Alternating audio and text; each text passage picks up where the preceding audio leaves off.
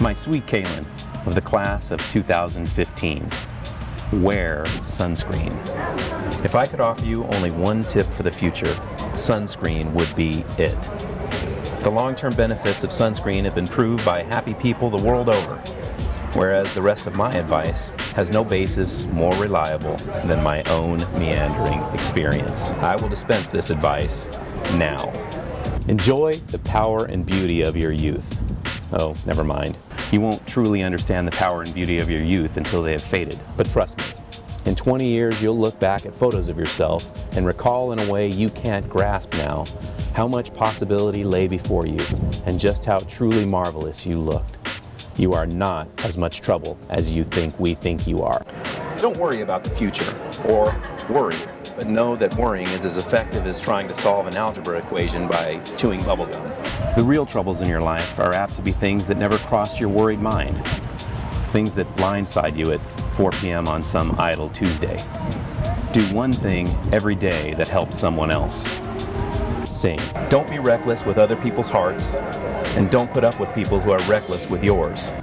Pray. Don't waste your time on jealousy. Sometimes you're ahead, sometimes you're behind.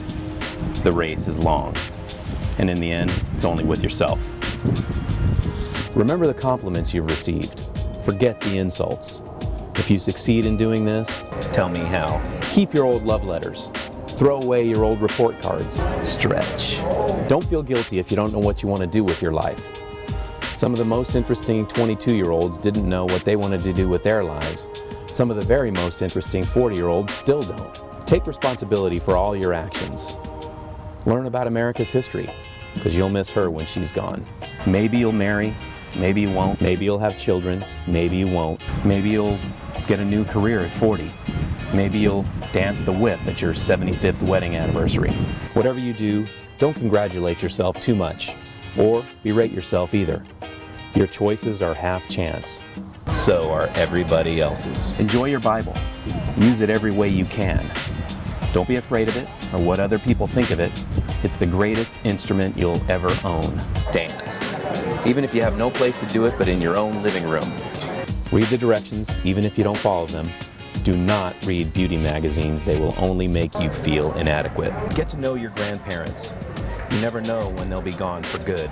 Be kind to your sisters. They're your best link to the past, and they're most likely to stay with you in the future, no matter what. Understand that friends come and friends go, but with a precious few, you should hold on. Work hard to bridge the gaps in geography and lifestyle, because the older you get, the more you'll need the people who knew you when you were young. Live on the beach once, but leave before it makes you hard. Live in the mountains once. Leave before it makes you soft. Travel. Accept certain inalienable truths. Prices will rise, politicians will lie, and you too will get old. And when you do, you'll fantasize that when you were young, prices were reasonable, politicians were noble, and children respected their elders. Respect your elders. Don't expect anyone else to support you, but be careful to learn that you need to make a life and not just a living. Don't mess too much with your hair, or by the time you're 40, it'll look 85. Careful whose advice you buy, but be patient with those who provide it. Advice is a form of nostalgia. Dispensing it is a way of fishing the past out of the disposal, wiping it off, painting over the ugly parts, and recycling it for more than it's worth. But trust me on the sunscreen. And remember that your mother and I love you very much and are so proud of you, sweetheart. It's something unpredictable, but in the end is right.